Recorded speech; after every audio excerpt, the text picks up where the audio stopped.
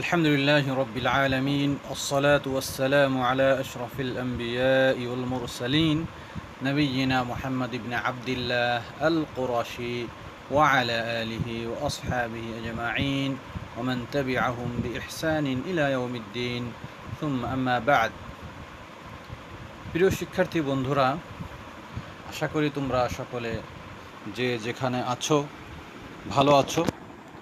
আর আল্লাহ রাব্বুল আলামিনের নিকট দোয়া করি আল্লাহ যেন তোমাদের সকলকে ভালো রাখেন। তো তোমাদের সুস্বাস্থ্য কামনা করে আজকে আমরা আমাদের পাঠ শুরু করছি। প্রিয় শিক্ষার্থী বন্ধুরা, গত ক্লাসে আমরা পড়িয়েছিলাম, অনলাইন ক্লাসে পড়িয়েছিলাম অনুমতির আদব। আজকে আমরা ভিডিও ক্লাসে মসজিদের আদব পড়ব। আশা করি তোমরা বিগত পাঠটি সুন্দরভাবে আয়ত্ত করেছো, পড়েছো এবং বাড়ি কাজ করেছো। তো আজকে প্রিয় বন্ধুরা, এসো আমরা শুরু করি আমাদের আজকের নতুন পাঠ, আদাবুল মসজিদ, মসজিদের আদব। তো বন্ধুরা, আজকে এই পাঠ শেষে আমরা কি শিখব? আজকের এই পাঠ শেষে আমরা মসজিদের যাওয়ার আদব, মসজিদে প্রবেশের আদব এবং মসজিদ থেকে বের হওয়ার আদব এবং সংশ্লিষ্ট দোয়াগুলো আর মসজিদে অবস্থানকালীন সময়ে যে আদবগুলো আছে সেগুলো শিখব। তো বন্ধুরা, আসো আমরা এবার শুরু করি। তো দেখো, এখানে আছে আদাবুয যাহাব ইলাল মসজিদ, মসজিদে প্রবেশের আদব নিম্নরূপ। তো মসজিদে এই আদাবুয যাহাব ইলাল মসজিদের অর্থ হচ্ছে মসজিদে গমনের আদবসমূহ, মসজিদে গমনের আদবসমূহ। তো দেখো, এক নম্বরে আছে মুসলমান যখন মসজিদে যায়, মুসলমান যখন মসজিদে যেতে চায় তার জন্য মুস্তাহাব হলো ওযু করা। তাহলে আমরা যদি মসজিদে যেতে চাই তাহলে আমাদের জন্য উচিত হবে ওযু করে নেওয়া।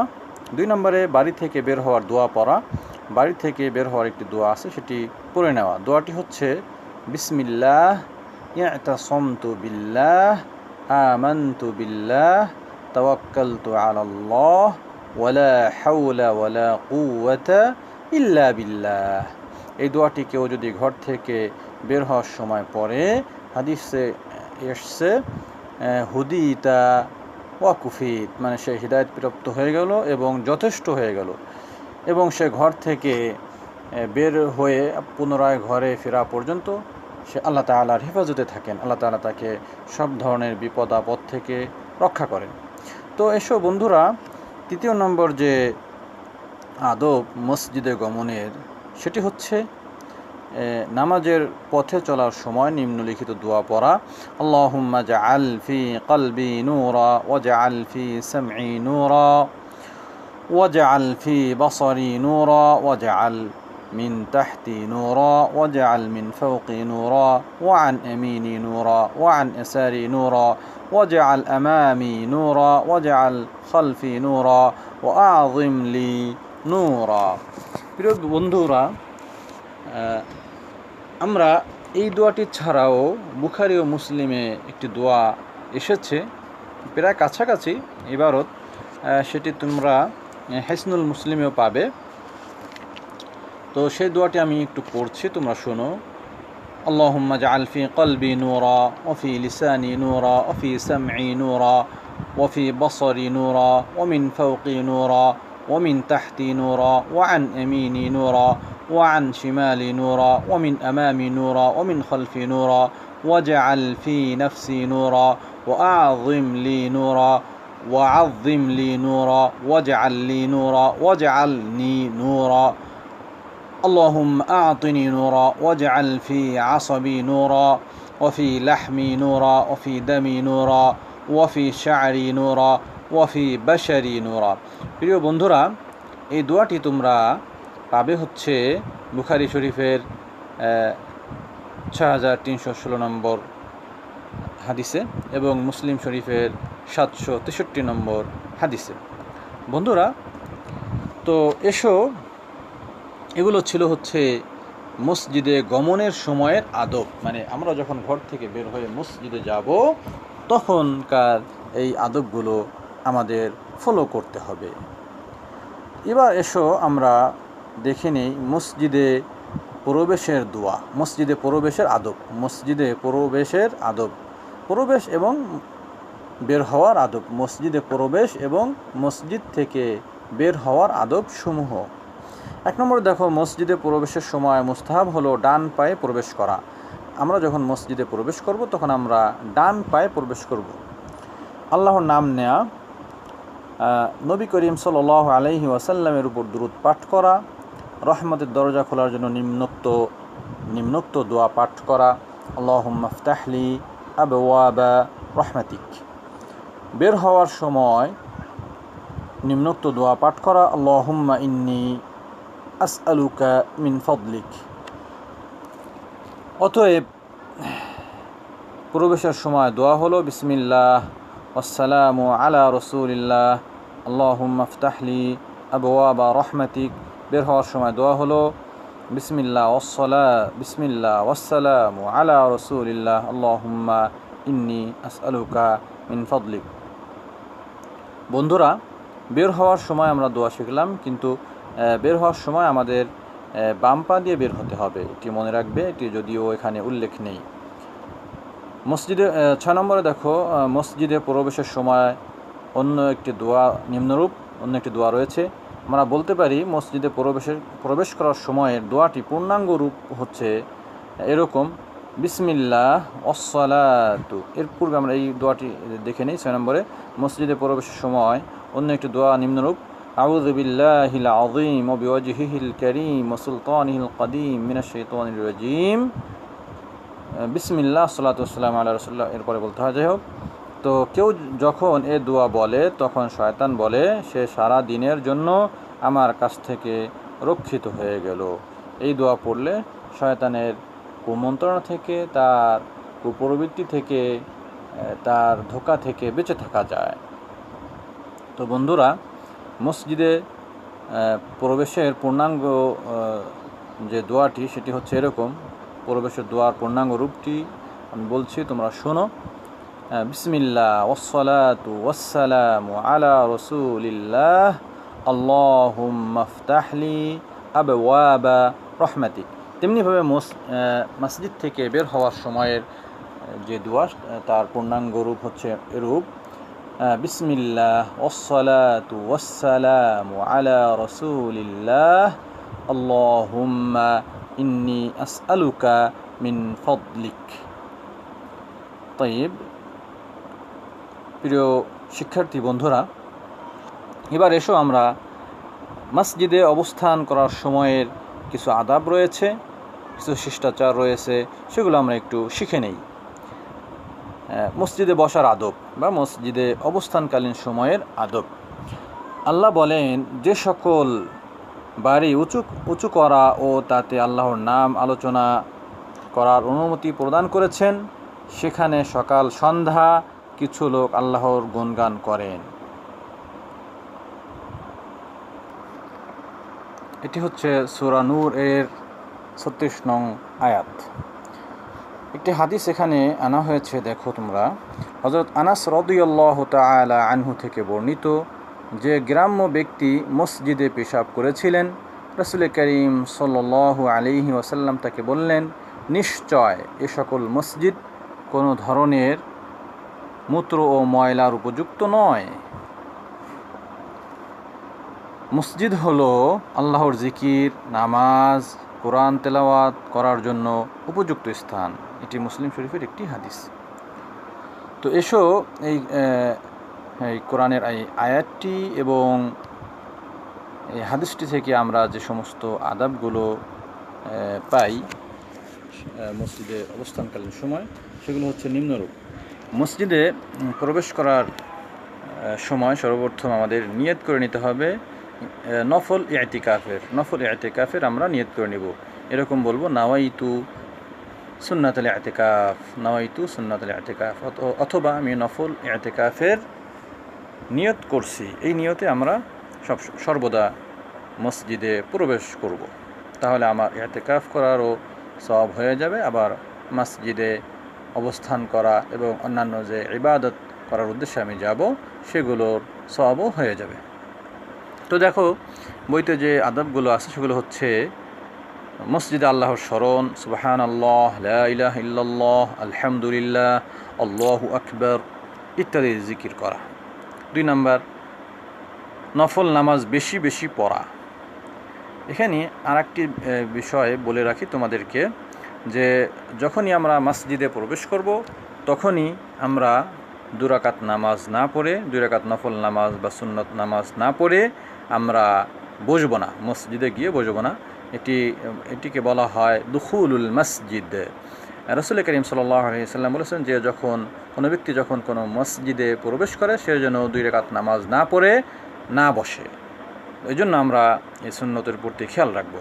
এটি আমরা আরব বিশ্বে এই সুন্নতের খুব প্রচলন দেখতে পাই। যখনই তারা কোনো মসজিদে প্রবেশ করে তখন 2 রাকাত নামাজ পড়ে তারপরে মসজিদে বসে।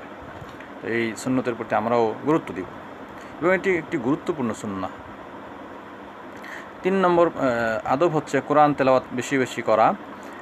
4 নাম্বার, ইসলামী জ্ঞান অর্জন করা। 5 নাম্বার, মসজিদে অন্যের সাথে কথায় ব্যস্ত না হওয়া। এটি অনর্থক কথায় ব্যস্ত না হওয়া, তবে দ্বীনি কথা এবং দ্বীনি শিক্ষা, জ্ঞান অর্জন, দাওয়াতি কাজ যদি হয় তাহলে সেটি করা যাবে এবং করতেও হবে। 6 নং আদব হচ্ছে আওয়াজ উঁচু না করা, এমনকি কোরআন তেলাওয়াতের ক্ষেত্রেও নয়। উঁচু আওয়াজে কোরআন তেলাওয়াত না করা বা এমনি কথাবার্তার ক্ষেত্রেও উঁচু আওয়াজ না করা, যাতে অন্যদের ডিস্টার্ব না হয়, অন্যদের ক্ষতি না হয় বা অন্যদের ইবাদতে মনোযোগের ব্যাঘাত সৃষ্টি না হয়। 7 নং, মসজিদের মর্যাদা রক্ষা করা, কারণ এটা আল্লাহর ঘর, জিকির ও নামাজের স্থান, খেলাধুলার স্থান নয়।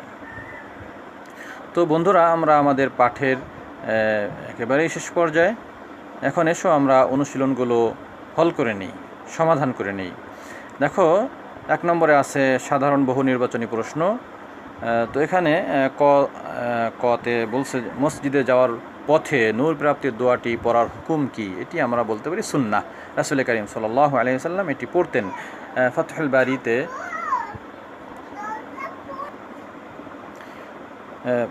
ফাতহুল বারি শরহুল বুখারী শরীফের শরহ, এখানে তিনি উল্লেখ করেছেন, ইবনে হাজার উল্লেখ করেছেন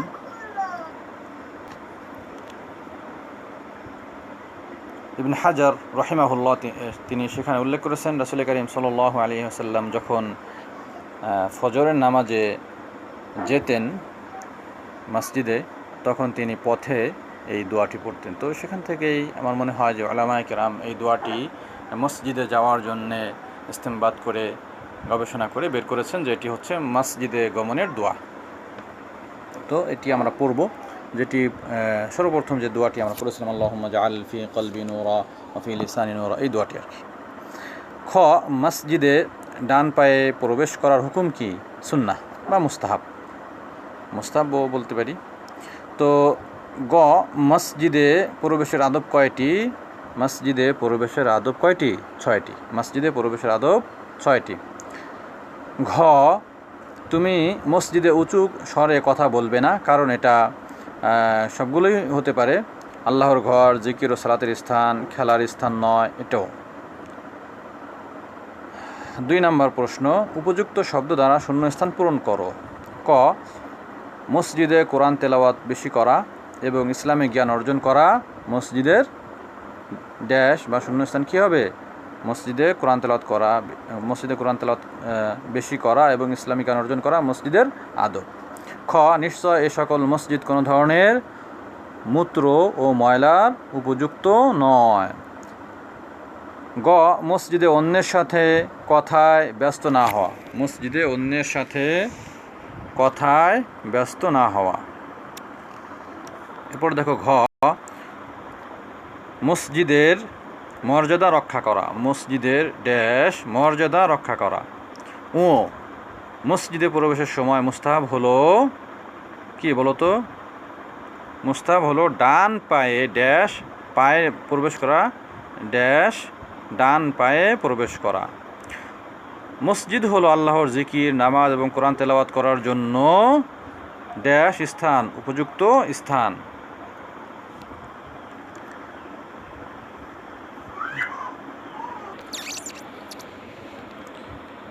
তিন নং প্রশ্ন, ডান বাম মিলকরণ। ডান বাম মিলকরণ।